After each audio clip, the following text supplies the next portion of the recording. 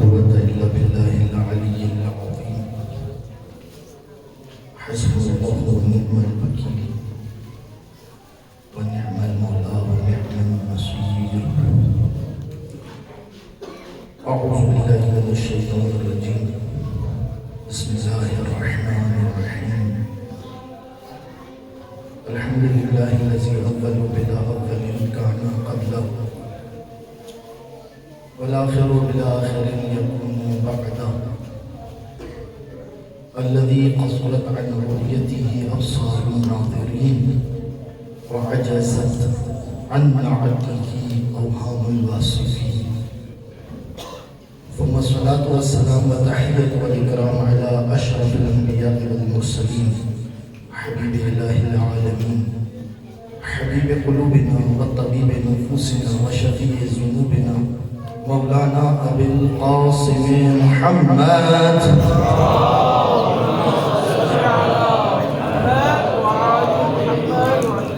وعلى أهل بيته الطيبين الطاهرين المعصومين المنتجبين الميامين الذين أذهب الله عنهم الرجس وطهرهم تطهيرا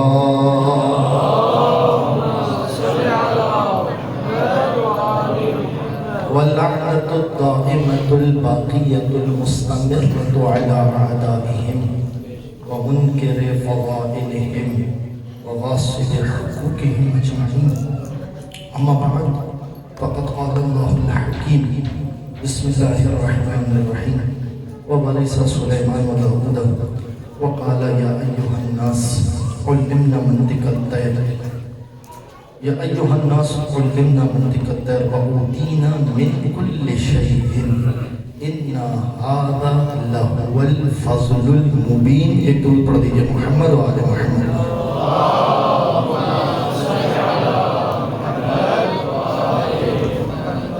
موضوع سامعین ابتدا میں دعا کی گزارش کی گئی ہے سب سے پہلے تو قبلہ مولانا دبیر صاحب کے جو 2 دن قبل ہمارے درمیان سے دار باقی کی طرف منتقل ہو گئے کہ پروردگار ان کی مغفرت فرمائے اور ہم سب کو اس واقعے سے عبرت لینے کی توفیق عنایت فرمائے کہ زندگی بس یہی ہے کہ انسان بس علم کی راہ میں علم حاصل کرتے کرتے پروردگار کی بارگاہ میں منتقل ہو جائے. دوسرا جو دعا کے لیے کہا گیا سید حسنین حیدر فیضی صاحب اور ان کی اہلیہ اور نومولود بچے کی صحت کے لیے سید تہذیب حیدر کی زوجہ اور ان کی بیٹی کی صحت کے لیے اور اس کے علاوہ دنیا بھر میں جہاں کہیں بھی مومنین و مومنات مریض ہیں بیمار ہیں پریشان حال ہیں باب الحوائج قاضی حالات امام موسیٰ قاظم علیہ السلام کی مجلس کو سکتے پروردگار تمام مومنین و مومنات دنیا میں جہاں کہیں ہیں پروردگار ان سب کی مشکلات کو آسان فرمائے اور اس کے صدقے میں پروردگار ہم طالب علم کی مشکلات کو آسان فرمائے. مل کر حاجات کی قبولیت کے لیے درود پڑھ دیجئے محمد و آل محمد.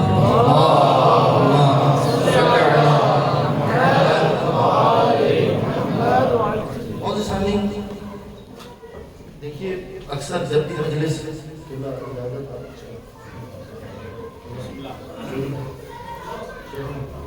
ہمارے استاد بھی ہیں شیخ منظور صاحب جو حقیقت بات ہے شیخ منظور صاحب سے میں نے بہت استفادہ کیا روایات حقیقت میں حجب العالم پروردگار ان کی توفیق آدمی رہا فرمایا ان کے سامنے گفتگو کرنا خود یہ ایک امتحان جو بشی رہا پروردگار کا رحمت اللہ علی اللہ صاحب توفیق آدمی فرمایا جتنے بھی آپ بزرگان بیٹھے ہیں حوضے کا سب سے ادنا پھل اگر ممبر پہ بیٹھا ہو تو سمجھ جائے گی کہ جو ہے وہ یہاں سارے وہ لوگ ہیں کہ جو برداشت کی طاقت رکھتے ہیں. ایک دن ہمارے استاد نے ہم سے کہا کہ یہ بتائیں آپ کو آپ نے کبھی اپنا صبر آزمائے تو ہم نے کہا کہ ہاں انسان نے زندگی میں بہت سی جگہ پہ صبر کرنے کا لیکن عالم کا صبر یہ نہیں ہوتا. اپنے کے وہ کہہ رہے تھے میرے لیے کہہ رہے کہ عالم کا صبر یہ ہوتا ہے کہ ایک بندہ بیٹھا ہوا بکواس کر رہا ہو اسے سننا پڑے.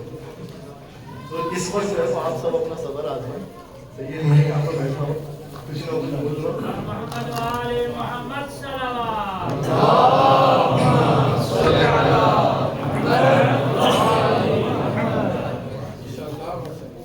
پروردگار عالم آپ سب کی توفیقات خیر میں اضافہ فرمائے۔ خیر ایک چیز جو دل چاہا کہ اس حوالے سے آج کی مجلس میں گفتگو کی جائے، دیکھیں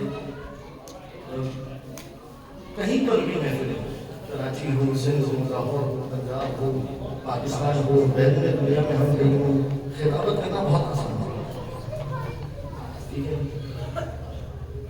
لیکن جب کبھی حوضے میں گفتگو اور پھر آپ جیسے چہرے سامنے بیٹھے ہیں تو وہاں جو ہے وہ انسان کی گفتگو کا ایک امتحان ہے۔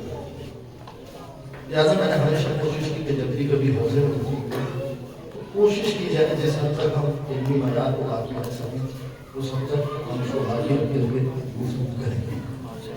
آج جو دل ہوا جس موضوع پر گفتگو کی جائے وہ یہ ہے کہ ایک اشکال اور ایک اعتراض ہمارے اوپر پیش کیا جائے اور وہ اعتراض نہیں، ایک اعتراض یہ پیش کیا جاتا ہے کہ ہم فرقہ باطنی ہیں۔ اچھا اب اس کی مختلف تعبیر ہے کہ ہمیں کیوں باطنی کہا جاتا ہے۔ اسے کہ ہمارے جب برادران اہل سنت جب وہ ہماری طرف دیکھتے ہیں تو اسماعیلی، زیدی، فتحی اور اتنی یہ جتنے بھی مذاہب ہیں وہ سب کچھ شیعوں کے خاتے میں ڈالتے ہیں۔ ان سب کو ان میں سے بالخصوص اسماعیلیہ کو باطنیہ اس لیے کہا جاتا ہے کہ اسماعیلیوں کے اندر، اب یہ میں آپ کی خدمت میں عرض کروں تاکہ آپ کے علم میں خوجہ کمیونٹی جو ہے، خوجہ کمیونٹی وہ ہے کہ جو اسماعیلی سے شیعہ ہے، شش امامی سے جو 12 امامیوں کی طرف بڑھتے ہیں یہ خوجہ کمیونٹی۔ تو جو ہماری کمیونٹی ہے ہم سب پہلے اسماعیلی تھے، اسماعیلی سے ہم آئے شیعوں کی طرف۔ اچھا اسماعیلی مذہب کے اندر ایک جو سب سے بڑا فقدان ہے اور وہ یہ ہے کہ وہ اپنی تعلیمات کو چھپاتے ہیں، اپنے جماعت خانے کے اندر کسی کو آنے نہیں دیتے۔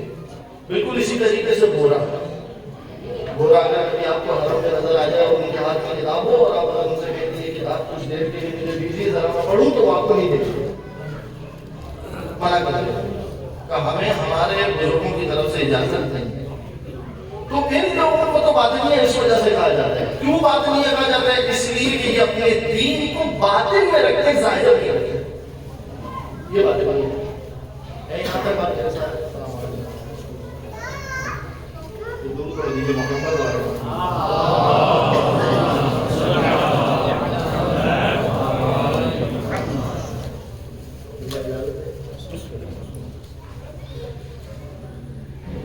پروردگار کی اللہ کی توفیقات میں اضافہ فرمائے اور بہرحال جو کتابیں یہ لکھ رہے ہیں مسلسل خدا انہیں طول عمر دے صحت کے ساتھ اور ان کی ساری خدمات کو اپنی بارگاہ میں قبول فرمائے۔ ایک اور درود پڑھ دیجیے محمد اور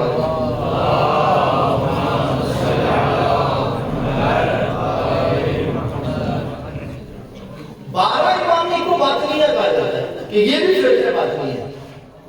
اچھا ہمیں باطنی کیوں کہا جاتا ہے؟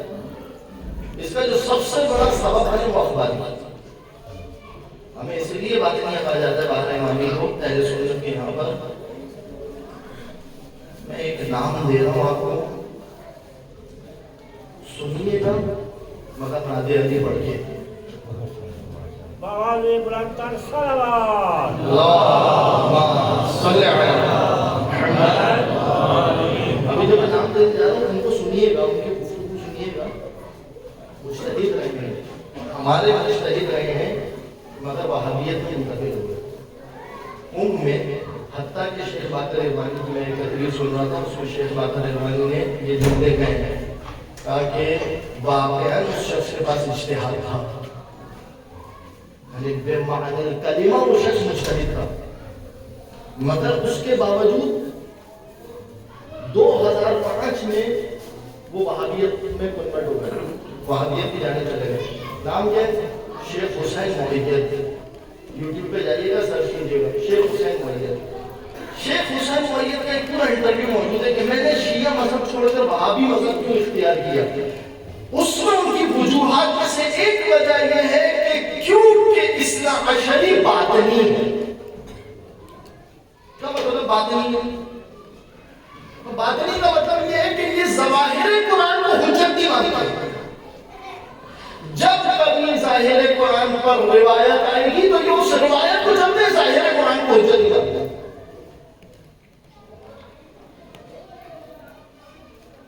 دوسری وجہ کہ یہ محکمات کو چھوڑ کے متشابہات سے تمسک کرتے ہیں. اس کے علاوہ اور بہت ساری وجوہات ہیں، مگر اگر آپ سنیں، اگر آپ ان کو گھر جا کے سنیں تو پہلے نادیاری پڑھیے گا، آیت الکرسی پڑھیے گا، پھر سنیے گا اپنی ذمہ داری سے.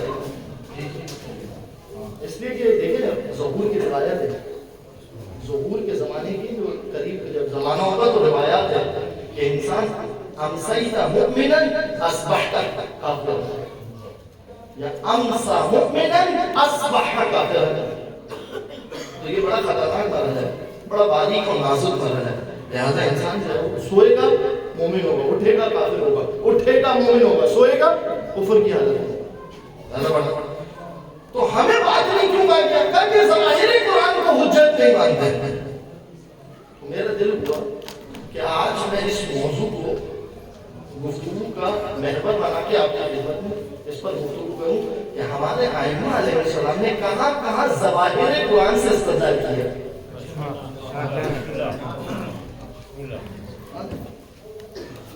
اور 3 مرحلے قرآن کی سمجھنے کے لیے، اس کو دیکھنے کے لیے 3 مرحلے. پہلا مرحلہ ظاہر، یعنی ایک مرتبہ امام بھی آپ کو ظاہر تک لے کر جائے گا، دیکھو یہ ظاہر ہے، صغرا کبرا نتیجہ. ایک مرتبہ امام آپ کو کیا کرے گا، امام کی حیثیت ہے مفسر کی. امام کسی ایک لفظ کے بارے میں آپ کو بتائے گا کہ اس کا یہ مطلب نہیں ہے، اس کا یہ مطلب ہے. 2 حیثیت. تیسری جو امام کی حیثیت ہے وہ حیثیت تعویل. یہ جو تیسری حیثیت ہے یہ باتیں قرآن ہے، اور ہم اس کو قبول کرتے ہیں کہ ہم باطن قرآن کا انکار نہیں کرتے، مگر یہ کہنا کہ ہم صرف باطن قرآن پر چلتے ہیں یہ غلط ہے. مثال یہاں تک ہے، آپ میرے ساتھ انشاءاللہ ایک مل کر درود پڑھ دیجیے محمد و آل محمد.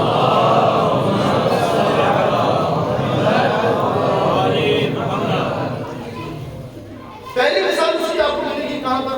آپ آئیے، میں آپ کو بہت واضح مثال ہے. زرارہ ابن عالم معاشر امام کے پاس ہے، آنے کے بعد جب امام نے کہا کہ سر کے بعض حصے کا مسح کرنا ہے اور پیر کے بھی بعض حصے کا مسح کرنا ہے. زرارہ آئے امام کے پاس، آنے کے بعد کہا کہ من عین علمت ھذا من القرآن.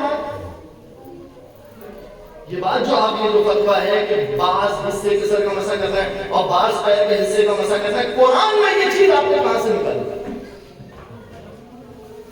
اس کے بارے میں آپ مجھے بتائیں. اب آپ روایت جا کے دیکھیے گا کیونکہ میں مفہومی بات کر رہا ہوں. زرارہ کا سوال تھا، امام نے جب جواب دیا تو کہا کہ زرارہ یہ قول رسول خدا ہے. پہلے رسول خدا کو مقدم کیا امام نے کہ یہ قول رسول خدا ہے، اور پھر اس کے بعد امام نے بتایا کہ دیکھو اب ہم تمہیں بتا دیں کہ قرآن میں یہ ہم نے کہاں سے نکالا. تھوڑی سی توجہ آپ میری ساتھ جائز ہے، اور میں بالکل بھی گلا شکوہ نہیں کروں گا کیونکہ مجھے پتا ہے موضوع ہی ہے. بس صرف آپ کا ایک سبحان اللہ اور آپ کا سر کو اعلانت میں سمجھوں آپ میرے ساتھ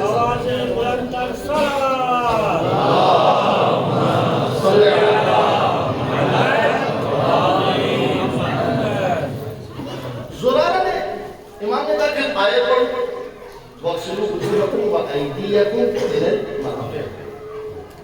امام نے کہا تھا کہ دیکھو اب یہ تفسیر میری طرف سے امام نے کیا کہا، یہ جو امام نے کیا کہا یہ امام نے نہیں کہا، یہ عرفان بول کہہ رہے ہیں، امام یہ کہنا چاہ رہے ہیں وَاغْسِلُوا وُجُوهَكُمْ وَأَيْدِيَكُمْ إِلَى الْمَرَافِقِ. اپنے ہاتھوں کو دو، اپنے چہروں کو دو، کہاں تک؟ ہاتھ کو دو مرافق تک. توجہ کیجیے، کہا کہ یہاں پر غسل متعدی ہے یا لازم ہے؟ مادہ غسل متعدی ہے یا لازم؟ متعدی ہے.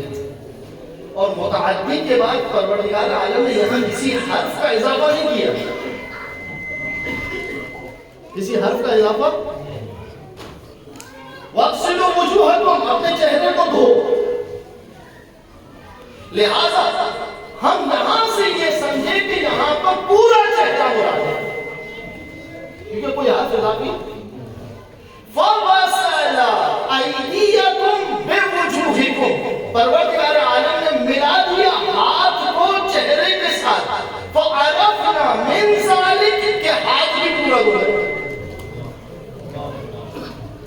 لیکن آج ہم مسح کے اوپر مسح بھی متعدی ہے، یہاں پر بھی کسی حرف کی ضرورت، تو جب مسح کا مادہ بھی متعدی ہے اور اس کے متعدی ہونے کے باوجود پروردگار عالم نے یہاں پر با کا استعمال کیا ہے، تو اس با سے ہمیں یہ سمجھ میں آتا ہے کہ یہاں با بعضیت کے معنی میں بات کس کے معنی میں، یعنی وَامْسَحُوا بِرُؤُوسِكُمْ أي وَامْسَحُوا بَعْضَ رُؤُوسِكُمْ. کیا یہ استدلال ظاہر قرآن سے نہیں ہے؟ بالکل ظاہر قرآن ہے. امام کی یہاں پر امام کی حیثیت کیا ہے؟ توجہ کیجیے گا، میں تعبیر ہو سکتا ہے شاید آپ کو قبول نہ کریں. امام کی یہاں پر حیثیت فقط ارشادی ہے، مولوی نہیں ہے. فقط امام نے ارشاد کیا، دیکھو یہ ہے یا نہیں ہے، صرف ارشاد کیا. پھر امام نے کہا فَبَسَلَ، اب پروردگار عالم نے کیا کیا، فَبَسَلَ ارجلکم،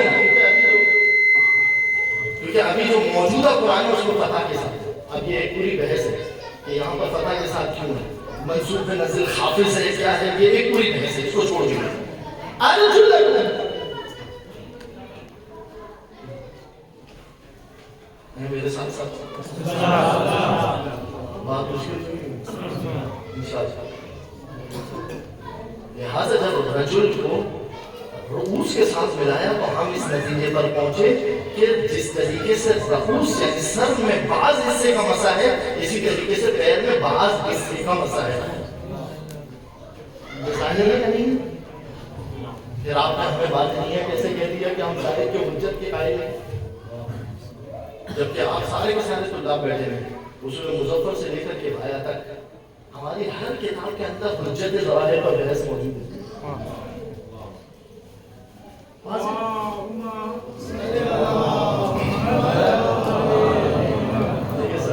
نعرہ تکبیر، نعرہ تکبیر، نعرہ رسالت، نعرہ رسالت، نعرہ حیدری،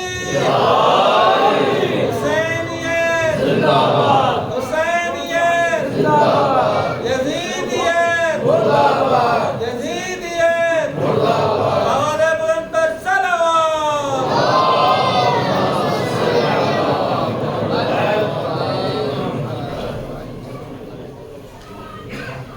اگر ممکن ہے تو تھوڑا تھوڑا سا آگے آنے تاکہ بعد آنے والے مومنین کو ایک درود پڑھ دیجیے محمد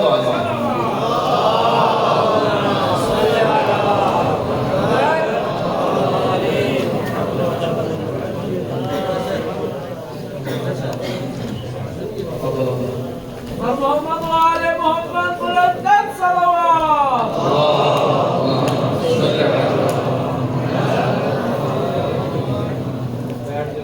میں بس تیزی سے آگے جاتے ہیں. دوسری روایت یہ ایک روایت ہے کہ ظاہر قرآن سے تمسک کرتا ہے. ایک اور درود پڑھ دیجیے محمد وآل محمد.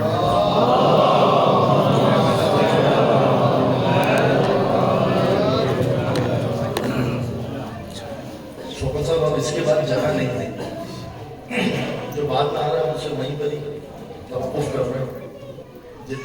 جتنا ہو سکتا تھا میں ایڈجسٹ کر سکتا. اب آپ بتائیں، اجازت دے تاکہ میں گفتگو کو تیزی سے آگے لیتے ہیں.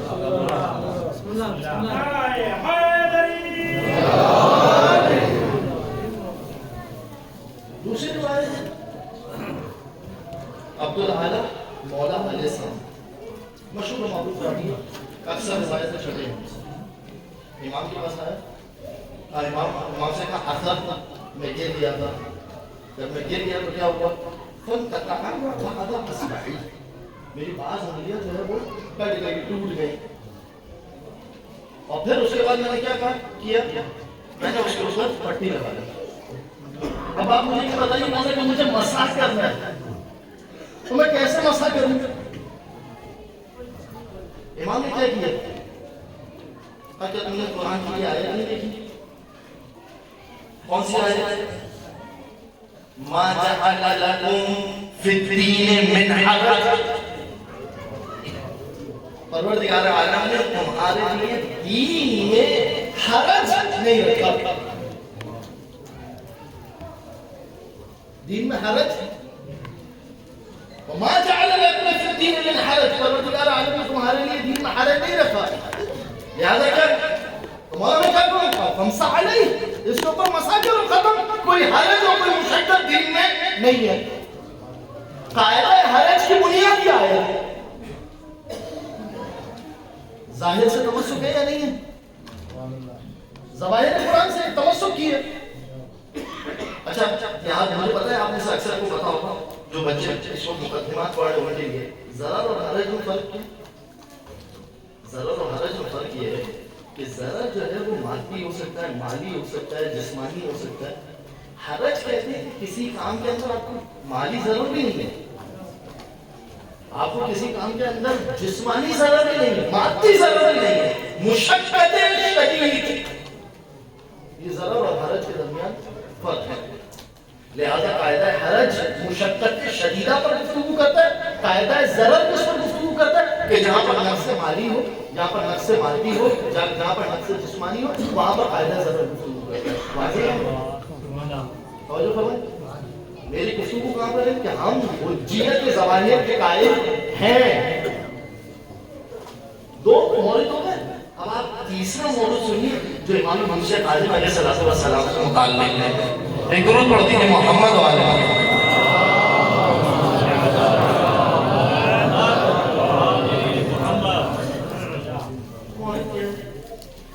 مہدی نے ہارون اور ابو جعفر منصور کے درمیان ایک حکومت رہی ہے مہدی کی, مختصر سی حکومت.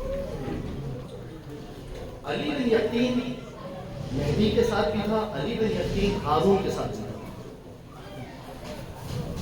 مہدی نے بلایا امام کو اور کہا کہ ہمیں یہ تو پتا ہے کہ شراب پینا ٹھیک نہیں ہے اور آپ لوگ اس کے اوپر نہیں کرتے ہیں. نہیں کہ ہم قائل ہیں, مگر حرام کی دلیل کیا ہے مجھے قرآن سے نکال کر.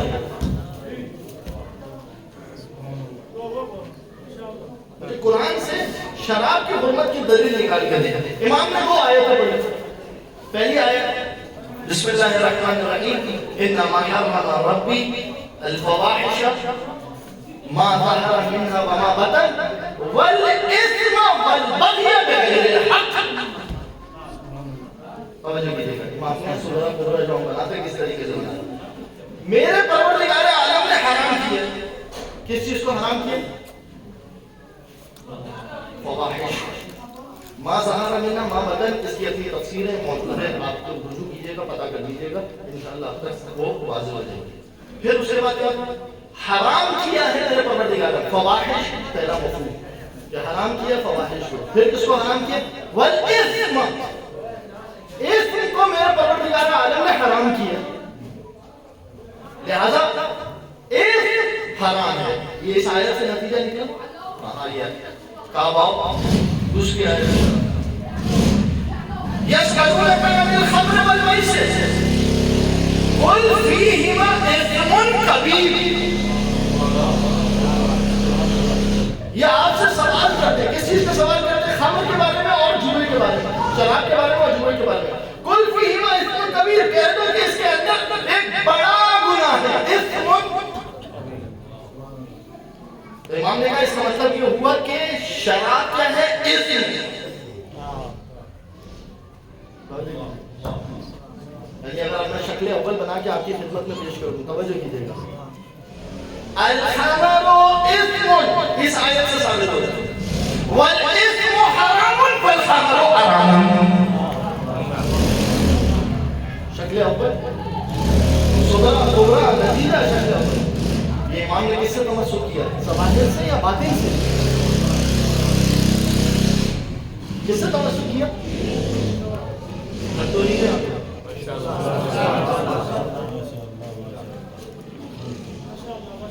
یہ کس سے تمسک کیا امام نے؟ ظاہر سے, ظواہر سے. لہذا کس منہ سے آپ ہمارے اوپر یہ الزام لگاتے ہیں کہ ہم ظاہر قرآن کی حجت کے قائل نہیں ہیں, جبکہ ہمارے ائمہ علیہ السلام نے کتنے مقامات میں ظاہر قرآن سے استدلال کیے.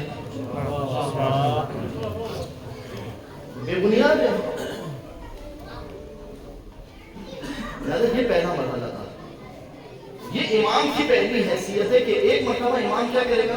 توجہ ملے گا. اب میں نے تعبیر استعمال کی ہے, ممکن ہے کہ شاید آپ کہیں کہ یہ تعبیر درست نہیں ہے, اس کی جگہ یہ تعبیر استعمال. میں نے کہا یہاں پر امام کی حیثیت فقط ارشادی ہے, یعنی فقط امام ارشاد کرتا ہے کہ دیکھو یہ نتیجہ, یہ صغرا, یہ کبرا, یہ دونوں قرآن میں موجود ہے, ہم نے تمہیں صغرا نکال کے بتا دیا, کبرا نکال کے بتا دیا, نتیجہ تمہارے سامنے واضح ہے.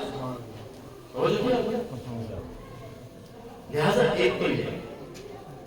اچھا اب آئیے دوسری حیثیت کہ امام قرآن کی نسبت سے امام کی دوسری حیثیت کیا ہے؟ ایک مرتبہ کیا ہے, امام صرف ظاہر تک عروج پہنچا. دوسری حیثیت کیا ہے؟ اب آئیے پہلے میں ایک آیت پڑھوں, عموم آپ کے سامنے پیش کروں, عموم پیش کرنے کے بعد پھر میں جزیات میں جاتے ہیں. عموم کیا ہے؟ انزلنا الیک الذکر, پروردگار رسول خدا سے مخاطب ہے. انزلنا الیک الذکر, اے حبیب ہم نے یہ ذکر تجھ پر نازل کیا. کیوں؟ لتبین للناس ما نزل الیہم, ہم نے یہ ذکر آپ کے اوپر اس لیے نازل کیا تاکہ آپ لوگوں کو بیان کریں کہ ان کے لیے کیا آیا ہے. وہی حیثیت جو رسول خدا کی قرآن کے ساتھ ہے, وہ ائمہ کی حیثیت ہے. پہلی حیثیت کیا ہے؟ جو قرآن کی مشہور و معروف آیت ہے, حبیب ہم نے اس قرآن کو آسان کر دیا, ہم نے اس قرآن کو عربی زبان میں بھیجا. عربی زبان ہے لعلکم تتذکرون, شاید کہ یہ لوگ اس سے ذکر حاصل کریں. یہ ظاہری حیثیت ہے قرآن کی, ہم نے اس کو قبول کیا, اس کے اوپر 3 روایت پیش کی. دوسری حیثیت کیا ہے نبی کی قرآن کے ساتھ؟ کہ دیکھو نبی کا کام یہ ہے, اے حبیب ہم نے تمہارے اوپر انزلنا الیک الذکر لتبین للناس ما نزل الیہم, تاکہ تم بیان کرو لوگوں کے لیے کہ ان کے لیے کیا نازل ہوا ہے. یعنی اس حیثیت کو میں نے جو نام دیا, ممکن ہے آپ کوئی اور نام دینا پسند کریں, حیثیت تبیان. امام کی یا نبی کی حیثیت کیا؟ حیثیت تبیان, وہ بیان کرے گا. اس کے لیے سورہ مائدہ کی 33ویں آیت, اگر آپ کے پاس قرآن ہے اور اگر آپ آیت میرے ساتھ ساتھ دیکھیں تو اور زیادہ بات واضح ہوگی. ایک درود پڑھ دیجیے محمد و آل محمد.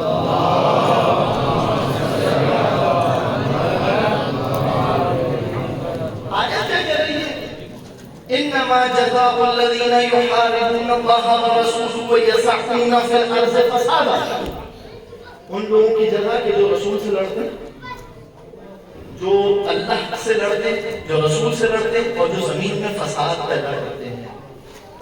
ابھی اس وقت جو معاملہ چل رہا ہے ایران کے اندر, جو سب کو پھانسیاں دی جا رہی ہے, وہ جو پھانسیاں دی جا رہی ہے ان کا استدلال کس کی ضرورت ہے؟ اس لیے کہ ولایت فقیہ کی جو بنیاد ہے, وہ ولایت فقیہ کی بنیاد کو یہی ہے ان کے پاس کہ کل مقام للرسول للولی, ہر وہ چیز جو رسول کے لیے وہ ولی کے لیے. خوب نظریہ جس حد تک قابل قبول ہے, قابل قبول نہیں ہے, یہ اپنی بحث ہے.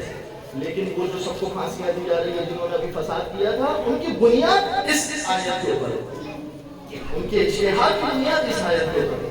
توجہ کیجیے گا آیت کیا کہہ رہی ہے. میں پھر سے ہے میرے ساتھ تو میں ترجمہ کروں. عرب کے خداوا کہتے ہیں انما جزاء الذین یحاربون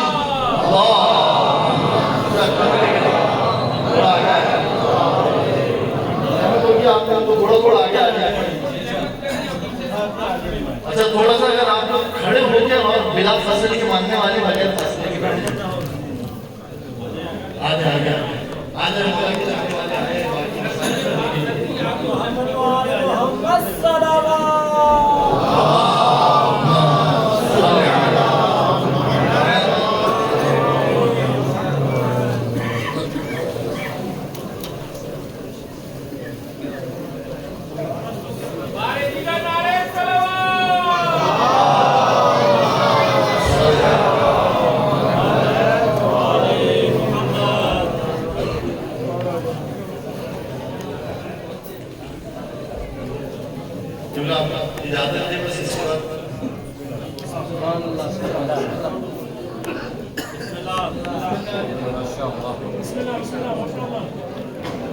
متوجہ ہو جائے اگر آپ آگے کے جملوں بیٹھے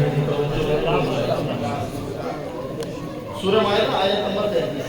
انما جزاء الذین یحاربون اللہ ورسولہ وَيَسَعُونَ فِي الْأَرْضِ فَسَادًا کہ جنہوں نے اللہ سے جنگ کی، رسول سے جنگ کی اور زمین پر فساد پیدا کیا.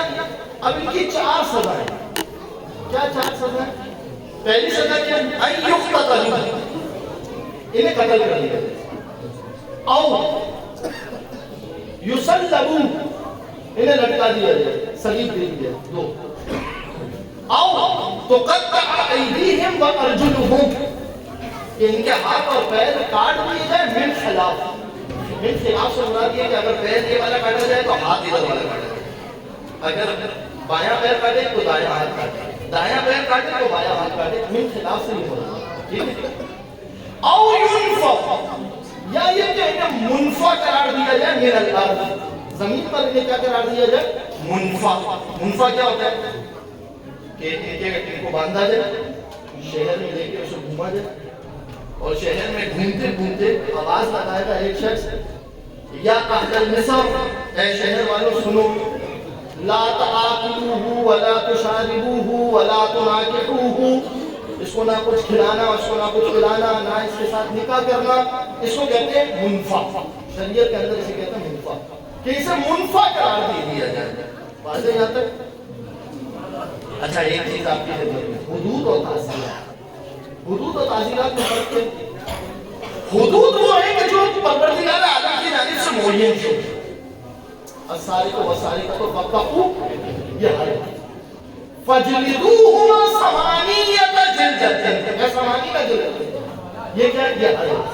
تعزیر کیا ہے؟ تعزیر امام کے اوپر معین ہے. امام اس وقت کی مصلحت کو دیکھتے ہوئے جو سزا دینا چاہے امام نے دے دی ہے تعزیر.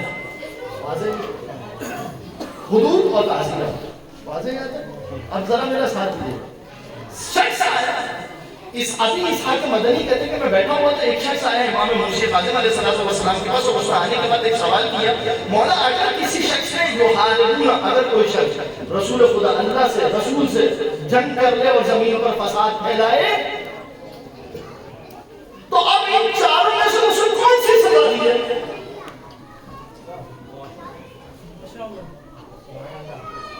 کیونکہ قرآن کتنی سزا کی بات کر رہے ہیں؟ 4.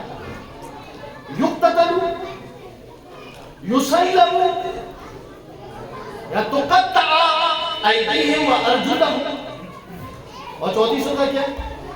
ینفع. اسے منفع کر کیا کرے گے؟ دیکھیں سوال بڑا اچھا ہے اس کا، کیونکہ اگر قتل کر دیا جائے تو پھر تو قطع کی بات نہیں بچتی ہے. اب یہاں پر کیا کریں؟ دیکھیں یہاں پر امام کی حیثیت تبیان والی ہے. امام نے کہا دیکھو سنو، 4 چیزیں ہیں، 4 سزائیں. ہمارے 4 چیزیں کیسی ہیں؟ کہ خذ اربع، خذ اربعا باربعین، 4 کو لے لو 4 سزاؤں کے لیے. بولا یہ کیا ہے؟ بیان کا طریقہ دیکھو. جو بھی خدا اور رسول سے جنگ کرنے کے لیے آمادہ ہوگا تو وہ کیا کرے گا؟ اور زمین پر فساد پھیلائے گا، تو اس نے فساد پھیلاتے ہوئے قتل کیا ہوگا کسی کو. ایک چیز نہیں، ایک اور پہلا سے اس نے قتل بھی کیا ہوگا اور مالی نقصان بھی دیا ہوگا. یہ پہلا شخص. دوسرا شخص وہ ہے کہ جس نے فقط قتل کیا ہوگا. تیسرا شخص وہ ہے کہ جس نے فقط مال کو نقصان پہنچایا ہوگا. چوتھا شخص وہ ہے کہ جس نے فساد تو کیا ہوگا مگر نہ قتل کیا نہ مال کو نقصان پہنچا. تو امام نے کہا کہ یہ جو 4 سزائیں ہیں یہ اسی اعتبار سے، اگر اس نے قتل کیا تو مقتل، اگر اس نے قتل کے ساتھ ساتھ مال کا بھی نقصان پہنچایا تو قتل بھی کرو اور اسے اس کے بعد صلیب پر لٹکا دو. وہی اس سے. اور اگر اس نے فقط مال کا نقصان پہنچایا تو پھر کیا کرو؟ تو قطع ایدیہم وارجلہم، کہ اس کے ہاتھ اور پیر کاٹ دو. کیوں؟ کیونکہ سرقہ جو سزا ہے. توجہ کیجیے.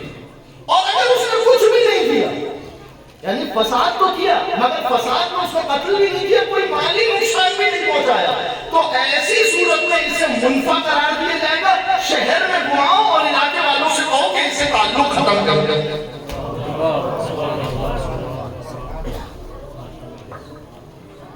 اب یہاں پر جو امام کی حیثیت ہے وہ حیثیت طبیان ہے. یہاں پر امام نے کوئی تعبیر پیش نہیں کی, صرف فساد کی 4 صورتیں نکالی ہیں. کہ فساد کتنی صورتوں میں ہو سکتا ہے؟ 4 صورتوں میں ہو سکتا ہے. اور امام نے فساد کی 4 صورتیں نکال کر توجہ آتے گفتگو مشکل تو نہیں ہوگی. یعنی پہلی حیثیت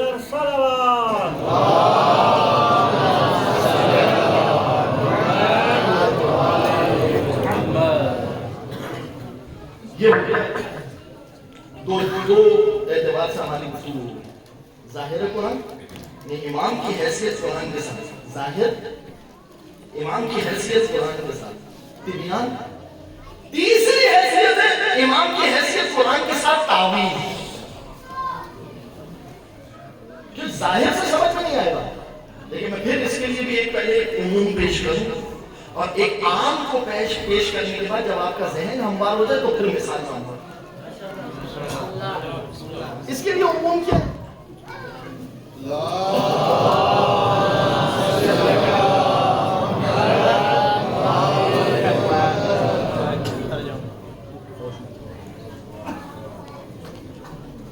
محمد وعلي محمد صلوات.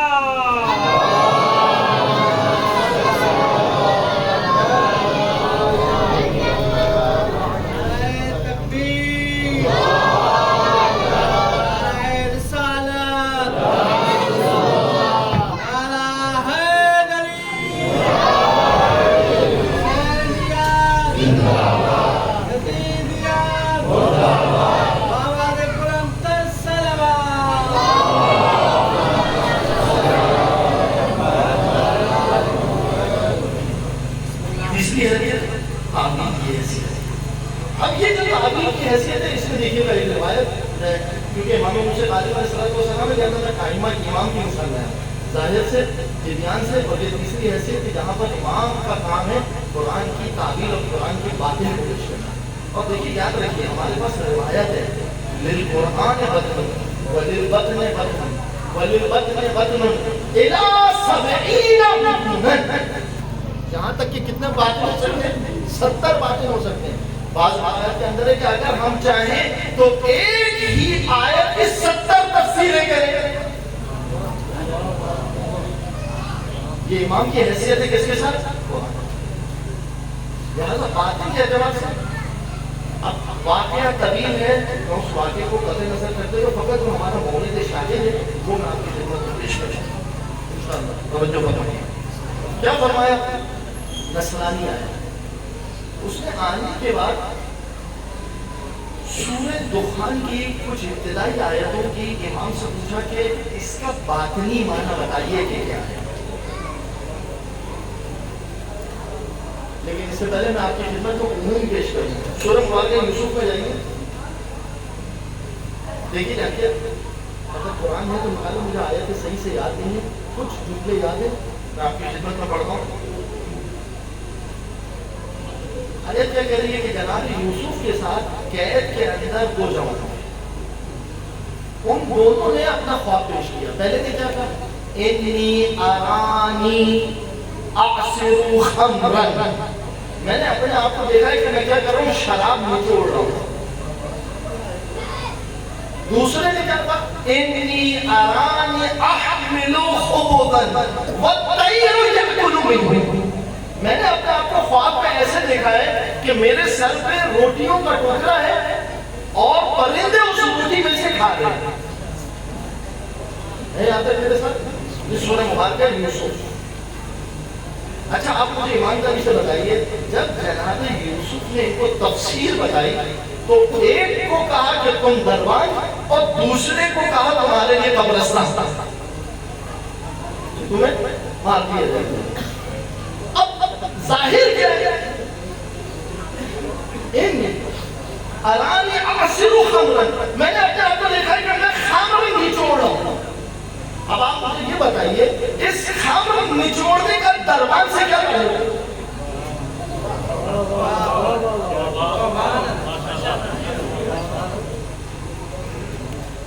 توجہ کیجیے.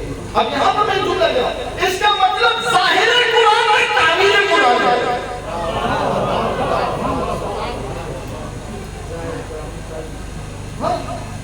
ظاہر آیت بتا رہی ہے کہ کہیں تعبیر ہوئی. اور آپ سب کو پتا ہے کہ جب یہ شخص نکلا بھول گیا بادشاہ نے خواب دیکھا. توجہ کیجیے یہ تعبیر تھی کہ جس نے یوسف کو مصر کا بادشاہ بنایا. یہ تعبیر تھی. یعنی تعبیر کی حیثیت کوئی چھوٹی حیثیت نہیں ہے. یہ علم بالتعبیر تھا کہ جو جناب یوسف کو مصر کی بادشاہ تک نہیں دیا. یہی ایک چیز تھی نا. جب بادشاہ نے خواب دیکھا تو اس نے جا کے کیا کہا کہ مجھے پتا ہے کہ ایک میں ایک شخص ہے. اچھا اب آپ مجھے بتائیے ظاہر میں وہ کیا کہہ رہا ہے کہ میں نے اپنے آپ کو دیکھا کہ میرے سر پر روٹی ہے اور پرندے تو اس میں سے کھا رہے. ایمانداری سے بتائیے اس کا کہ میرے سر پر روٹیاں پرندے اس میں سے کھا رہے, اس کا موت سے کیا تعلق ہے؟ سخاوت سے تعلق ہے. سمجھ میں آتا ہے.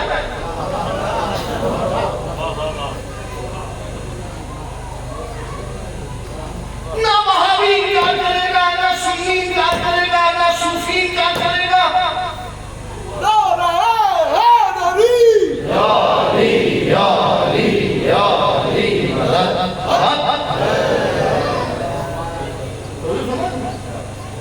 مگر مسئلہ صرف ہمارے آئمہ سے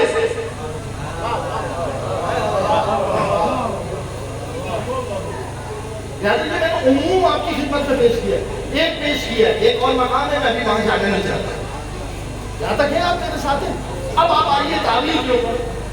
نصرانی نے کیا سوال کیا؟ مولا یہ سورہ بسم اللہ الرحمن الرحیم حامیم والکتاب المبین. پھر اس کے بعد آیت آگے بڑھی اور اس کے بعد حامیم والکتاب المبین اور اس کے بعد آیت آئی اِنَّا أَنزَلْنَاهُ فِي لَيْلَةٍ مُبَارَكَةٍ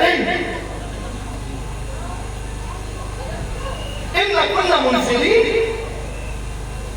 حامیم والکتاب المبین, ہم نے اس قرآن کو مبارک رات میں نازل کیا.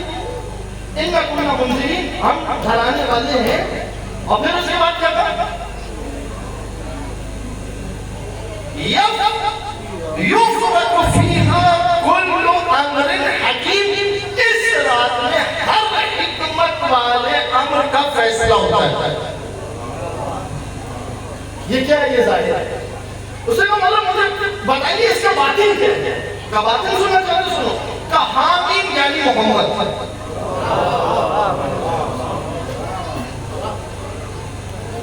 والکتاب المبین یعنی امیر المؤمنین علی بن ابی طالب.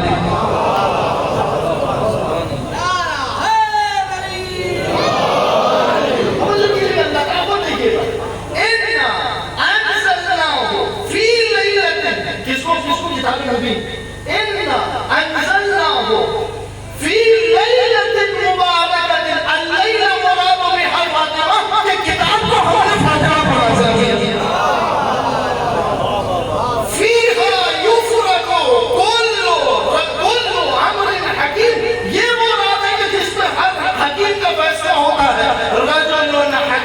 رجل حکیم, رجل حکیم یعنی فاطمہ کے بدن سے جو نکلیں گے وہ سارا مرد حکیم ہوں گے.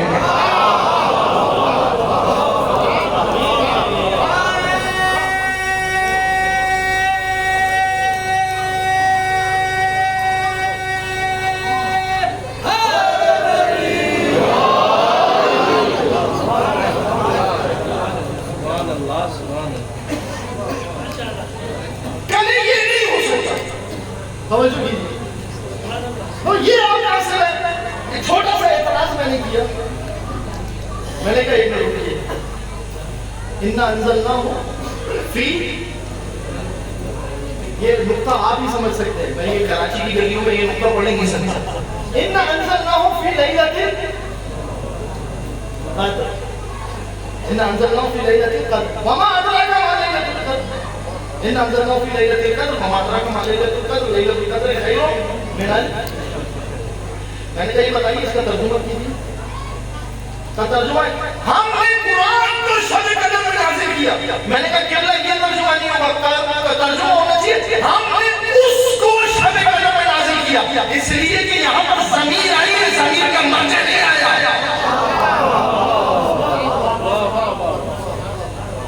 اِنَّا أَنزَلْنَاهُ فِي لَيْلَةِ الْقَدْرِ، یہ ضمیر کا مرجع آپ نے کہاں پر لایا؟ یعنی اپنی باری ہو تو کوئی چیز موجود نہ بھی ہو تو ظاہر ہے.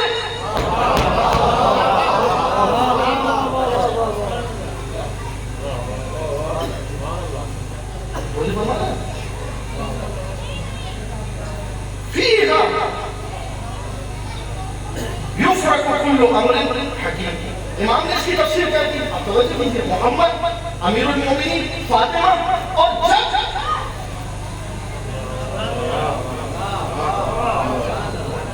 اور جب یہ فاطمہ اور علی کا جوڑا ہو جائے تو پھر اس کے بعد حکمت کا جو سلسلہ نظر آئے اس کی ساتویں کڑی کو کہتے ہیں موسیٰ علیہ.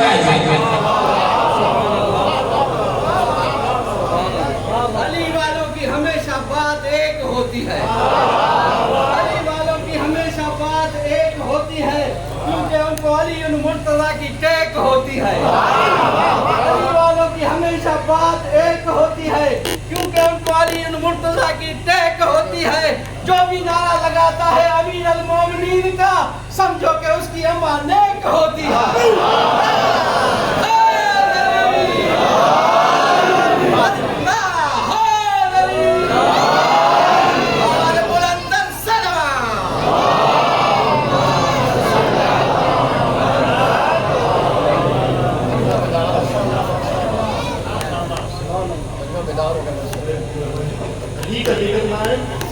سندھ والے بیدار نہیں ہو سکتے، کئی اور والے بیدار ہوتے ہیں، لیکن یہ سندھ کی دھرتی بغیر ذکر علی کے بیدار نہیں ہو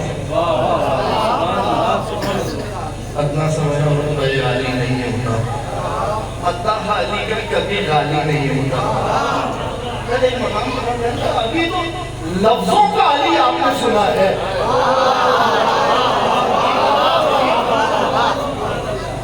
منطق کو پڑھتے ہیں نا، حضور و صورت شیء العقل. خدا کا شکر ہے کہ ہمارے ذہن میں علی کی شکل نہیں آتا.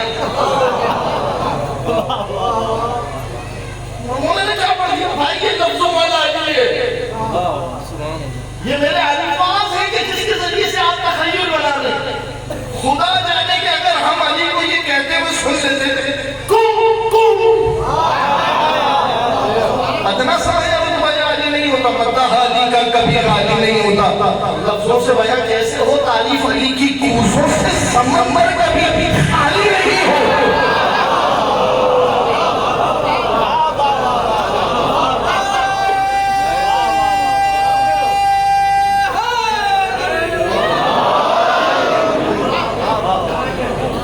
لہذا آپ دیکھیے عجیب ہے، یہ منطق عجیب ہے، یہ منطق عجیب ہے. مروان خلفیت نے کنار لکھی، مستفسر مروان خلفیت، خوبصورت. خدا کی قسم پروردگار عالم کس کے ذریعے سے دین کو بچائے. مستفسر ہے، پلٹ کر آیا شیعت کی طرف. اعتراض ہوا شیعوں پر، ایک اعتراض ہوا. کیا ہوا؟ ایک اعتراض کہ یہ جو تفسیر علی کے شیعہ قائل ہوئے ہیں یہ غیبت صغریٰ کے دور کے بعد تفسیر علی علی واضح آپ کو کہ یہ فنا اور فنا کے اوپر علی کو فضیلت دے رہا. غیبت صغریٰ کے دور سے پہلے شیعہ اس کے قائل نہیں تھے. یہ ایک اعتراض ہوا. یوٹیوب چینل کے اوپر ایک تقریر پڑی ہے جس نے اعتراض کیا وہ سب مستفسر ہے. توجہ یاد رکھیے گا، میں اکثر کہتا ہوں عزیزوں پروردگار عالم کو ضرورت ہی نہیں ہے کہ کتنے عوامل دریاؤں میں بہہ جائیں، خدا کو ضرورت ہے میرا علی نہیں جا رہے ہیں. یاد رکھیے گا، میری اور آپ کی کوئی اوقات نہیں ہے. اگر ہم نے علی ابن ابی طالب کے معاملے میں کوتاہی کی اور اعتراضات جو علی ابن ابی طالب کے فضائل پر ہوئے اور ہم اس کا جواب دینے میں قاصر رہے، پروردگار عالم کو کیا میرے امامے کی یہ 9 میٹر کا امامہ، پروردگار عالم کو ضرورت ہے نور شمع علی ابن ابی طالب کی بنا پر. وہ نہیں دیکھے گا کہ یہ بہلول صاحب کا ماما جا رہے ہیں فلانا یا کسی کا ماما جا رہے ہیں. جب تاج علی اگر محفوظ نہ رہے ہمارے سچے ہمارے قربان. یہ بہت اہم ہے. اب آپ دیکھیے ایک مستفسر بندہ خدا کی قسم کتاب اٹھا کے پڑھیے گا. اعتراض ہوا کہ 250 ہجری سے پہلے غیبت صغریٰ کے زمانے سے پہلے کوئی تفصیل علی کا قائل نہیں تھا شیعہ. اس بندے خدا نے کتاب لکھی اصحاب تابعین 200 صدی ہجری تک کے 600 صفحے کی کتاب پر حوالے لے کے آیا کہ کون کون تفسیر علی کا قائل ہے.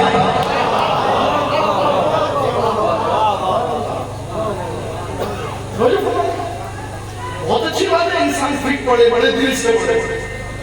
ہمارے ایک دوست کتنا یہ مسئلہ ہے وہ جی یہ کر سکتے ہوئی ایسے بات ہوگی کبڑا پانی سطح. یہاں پر آپ کا علی ابن ابی طالب کے اوپر اعتراض ہو رہا ہے کوئی قلم اٹھانے والا نہیں ہے. تو جو سمجھ رہا سنیں یہ شکشکی ہے پھر چلائیں گزر گیا اس کے بعد ایک درود پڑھ دیئے محمد والے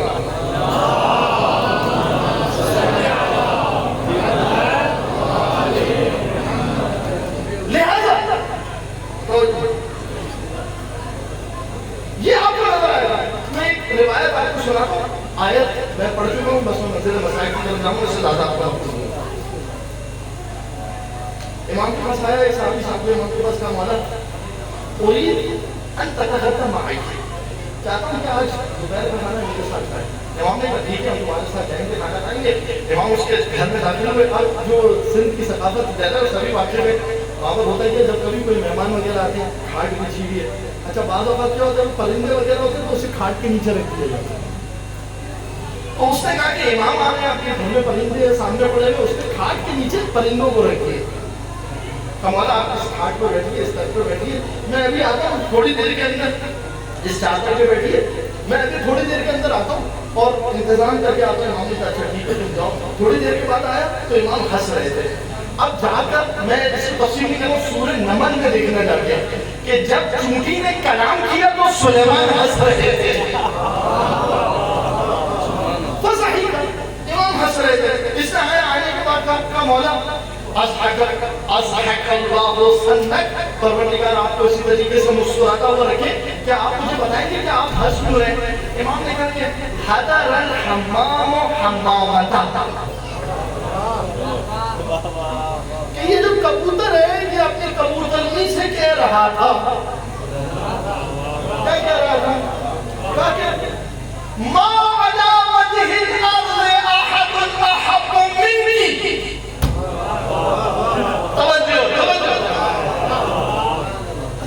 یہ اپنی حمامہ سے کہہ رہا تھا یا سکونی و یا عروسی ما علی وجہ الارض احد احب منی. یہ میں اور آپ بھی جھوٹ کہتے ہیں بچنے کے لیے. سمجھے کہ زمین کے اوپر کوئی بھی ایسی چیز مجھے تجھ سے زیادہ افضل نہیں ہے. ما خلا هذا الرجل القاعد على السرير سوائے اس سجدے کے جو اس مستقبل میں بیٹھا.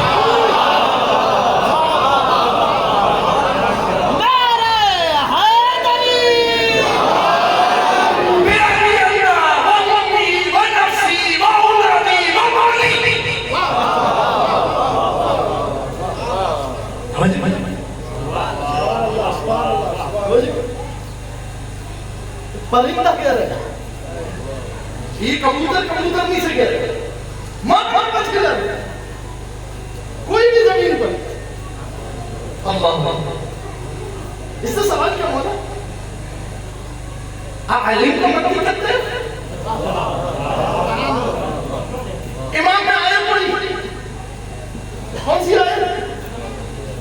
اللہ اکبر. فوراً وہی جو سلیمان نے جملے پڑھے تھے امام نے پڑھے یا ایوہ الناس قلنا من کرتا ہے. اے لوگوں دیکھو ہمیں پرندوں کی بولی آتی ہے. وہ اوتینا من کل شیء اور ہمیں ہر چیز پر رضی اللہ نے یہ من کل شیء سلیمان کے لیے ہے. یہ وہ ہے کہ جو کل شیء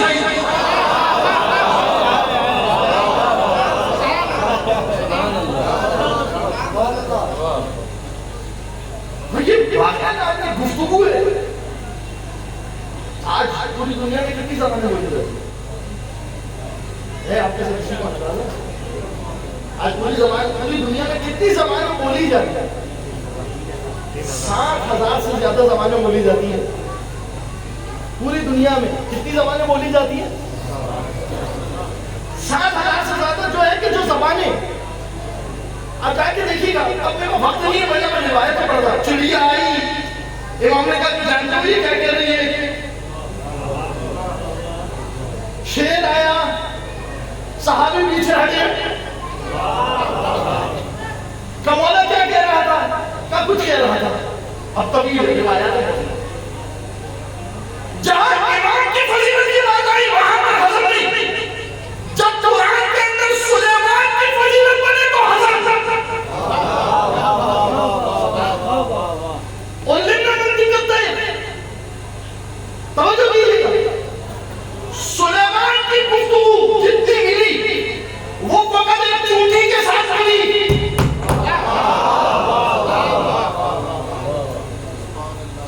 یعنی ایک چونٹی کے ساتھ گفتگو کرنے والے کی فضیلت قبول. جو کبھی چڑیا کی گفتگو سمجھائے, کبھی کبوتر کی, کبھی انہیں کہاں سے آگے بولی.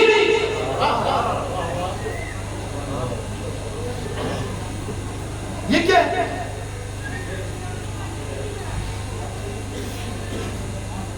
ظاہر آخری دنیا کہہ رہا ہے. ظاہر تو آپ حجت نہیں سمجھتے. بتاؤں کہاں سمجھتے؟ ہم ظاہر کو کیا حجت سمجھتے؟ یہ بتاؤ محمد نبی ہے یا ولی؟ محمد نبی ہے یا ولی؟ اگر آپ سے کوئی سوال ہو تو کیا کہیں گے آپ؟ پہلا جواب کیا آئے گا؟ نبی. میں ہوں جواب دوں گا ولی. انما ولیکم اللہ ورسولہ والذین آمنوا. تمہارا ولی کون ہے؟ پھر یعنی رسول خدا خود ولی ہے یا نہیں ہے؟ یہ ہے قرآن کی خصوصیت ظاہرہ کی قائل. کہو اب تم نبی کو ولی.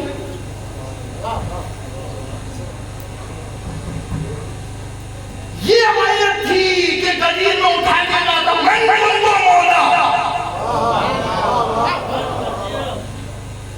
یہ نہیں کہا تھا کہ من کنت انا نبیو. کیوں؟ توجہ کیجیے گا. اپنی نبوت کی بات کرتے, ولی کی ولایت کی بات کرتے تو کل کوئی کہہ سکتا تھا ادھر نبی کی بات تھی, ادھر ولی کی بات تھی. کہا نہیں, جو میرا اور علی کا ایک جیسا ہوتا ہے اسی کو استعمال کروں گا. من کنت مولا علی مولا.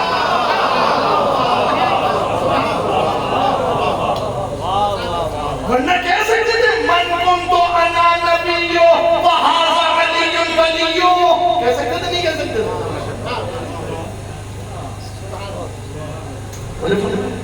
اس کے باوجود بھی ولایت سمجھ میں انشاءاللہ قبر تک نہیں آئے گی, اس کے بعد آئے گی. ایک منٹ کا درود پڑھ دیجیے محمد.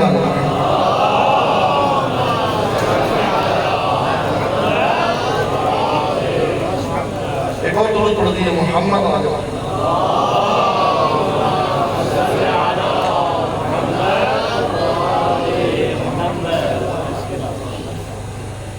بڑی عزت سے سنا, بڑے احترام سے آپ نے سنا, اور اس کی جگہ دیکھیے. جب تک یہ ولایت حلق سے نیچے نہیں ہو گئی تو جو ائمہ کے ساتھ ہوا وہ اسی بات کا نتیجہ ہے کہ اس ولایت کو قبول نہیں کیا گیا.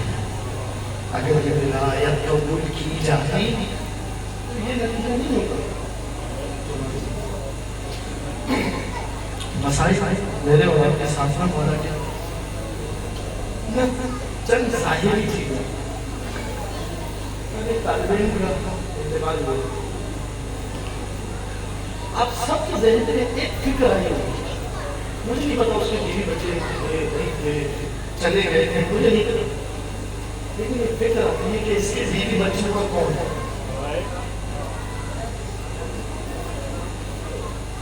تاریخ کے اندر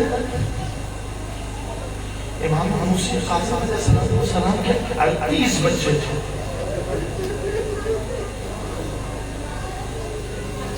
38 بچے کم سے کم تک جو امام کی قید کی ملتی ہے وہ ہے 5 سال. میرا ایک سوال ہے, 5 سال تک ان بچوں کو کھانا کون کھلاتا تھا؟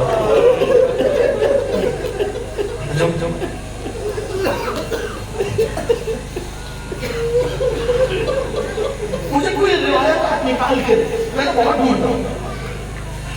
5 سال تک ان کے گھر کا خرچہ کون کرتا تھا؟ ایک روایت ملتی ہے کہ اتنی غربت میں ایک چادر میں موسیٰ کاظم کی 18 بیٹیاں نماز پڑھتی تھیں.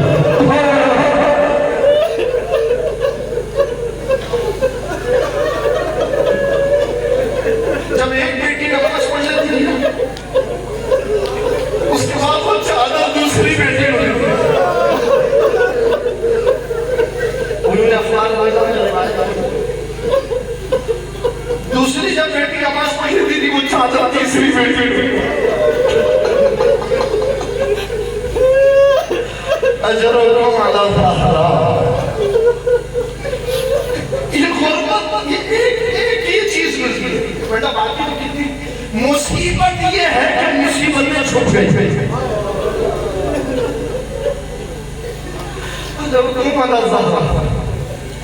روایت ہے کافی کے اندر جو روایت ہے وہ یہ ہے کہ امام رضا علیہ السلام خادم کہتے ہیں 5 سال تک میرا مولا رضا دہلیز میں سوتا تھا.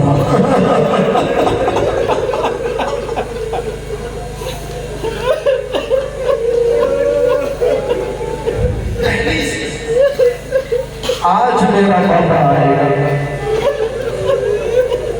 خادم کہتا ہے کہ ایک رات ایسا ہوا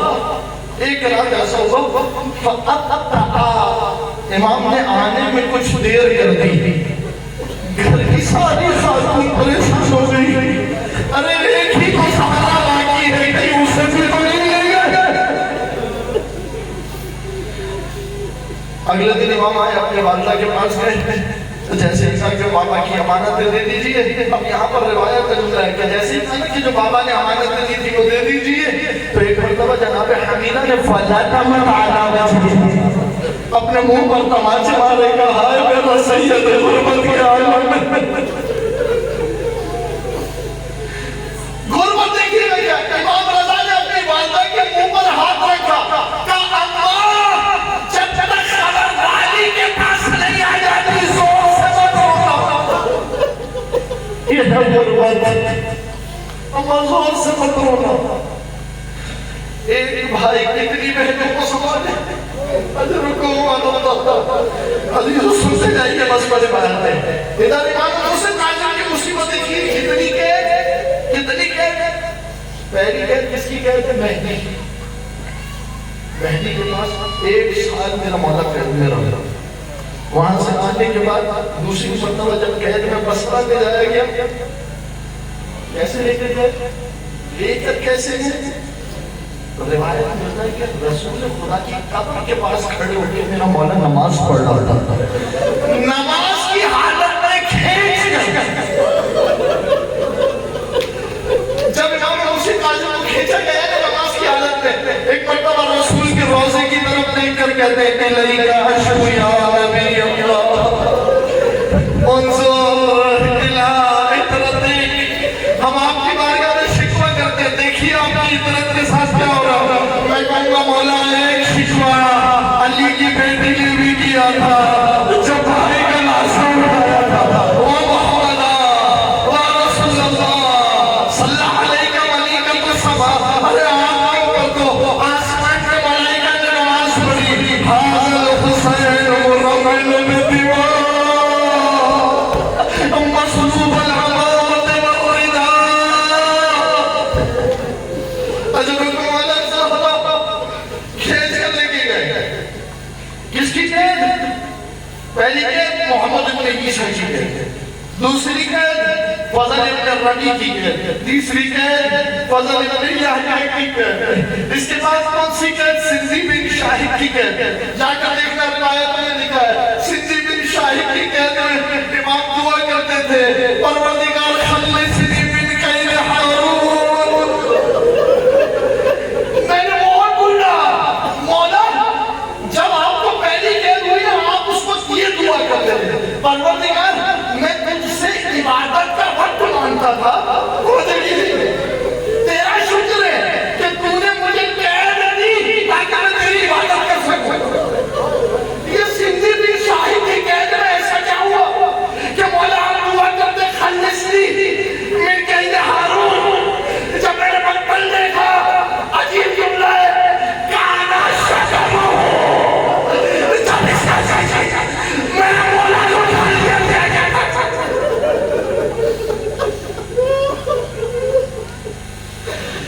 أجركم على الزهرة.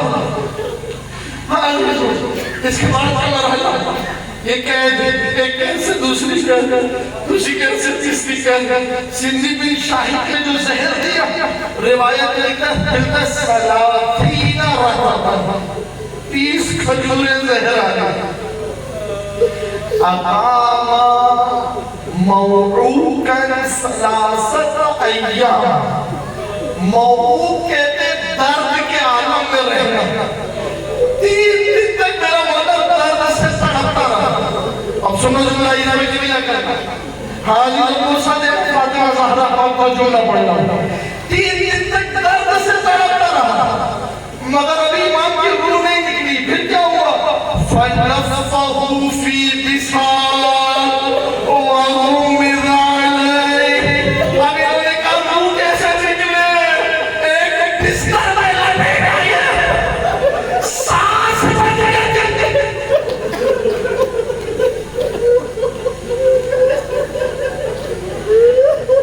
اجرکم علی الزہرہ لفظه في بسالٍ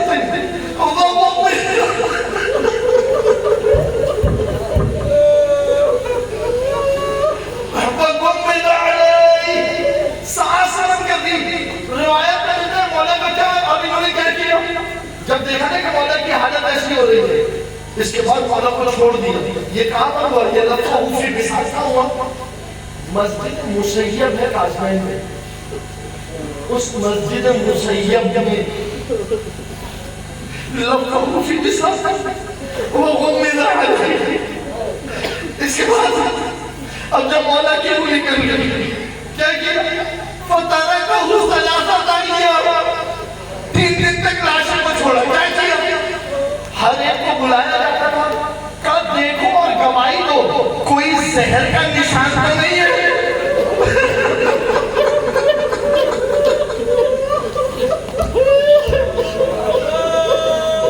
دیکھو کوئی زہر کا نشان تو نہیں ہے. دیکھو اور گواہی دو. 3 دن تک فقط ریکارڈ تیار کیا گیا.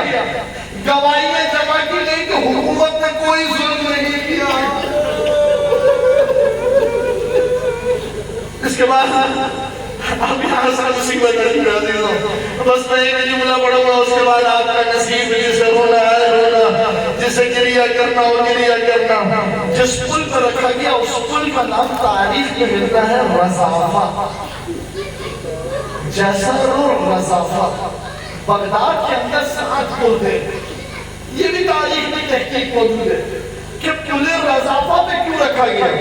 ملتا ہے کہ پل رضافہ کے اوپر اس لیے رکھا گیا کہ سب سے زیادہ بھیڑ اس پل پر ہوتی تھی.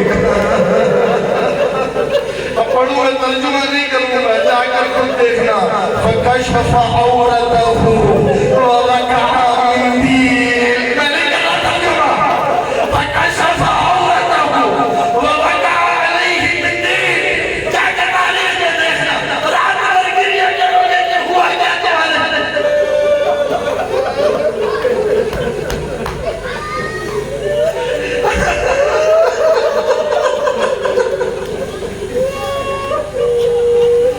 پھر اس کے بعد کیا کیا گیا امام کے ساتھ؟ پل رضافہ پر رکھا گیا. اب عزیزاً پرانا بغداد کا نقشہ میں نے دیکھا ہے. جب کہ میں ان مسائل کے اوپر ایک سلسلہ وار کام کر رہا تھا تو اب وہاں پر تاریخ میں ایک مقام ہے اسے کہتے ہیں مجلس شرطہ. جب پل سے اترتے تھے تو پل سے اترنے کے بعد وہاں نے دیکھا کہ سیطرے پہ پولیس وہاں سے تفتیش کرتے.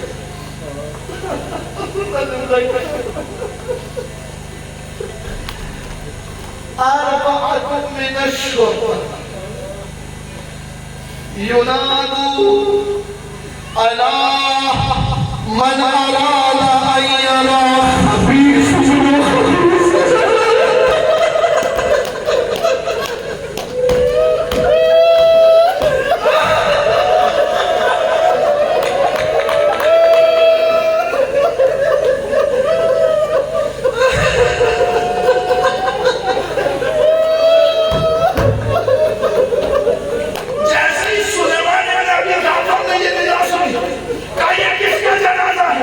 کہ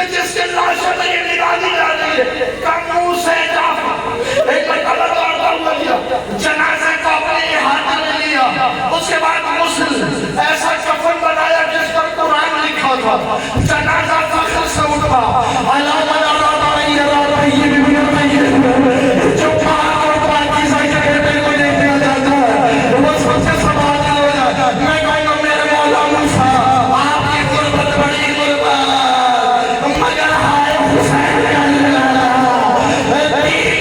کربلا کی خان کربلا کی خان اور عزیز و پساخر مصیبت سننا جو بیٹیوں والے بیٹھے ہیں میں نے مسائل پڑے مصیبت کا مکمل ہوئی عزیز و موسیٰ زندگی کی ایک بیٹی تھی معصوم ہے وہ باپ کے انتظار تھی آج میرا بابا آئے گا کل میرا بابا آئے گا بابا نہیں آیا بابا کی شہادت کی خبر آئی مگر ایک کڑی جوان بھائی تھا میں نے بہن کو بہت اہم سہارا دیا مگر آئے سید سجاد فاطمہ سزرا کو اگر میرا سید سجاد تسلی دے تو کیسے دے جیسے ہی فاطمہ سزرا نے زینب سے پوچھا پھپیا میرا بابا زینب نے جواب نہیں دیا کہا بیٹی آنسوؤں میں دے تیرا بابا 600 تیر کھا کے سجلیا سے ماتم موسیقی کا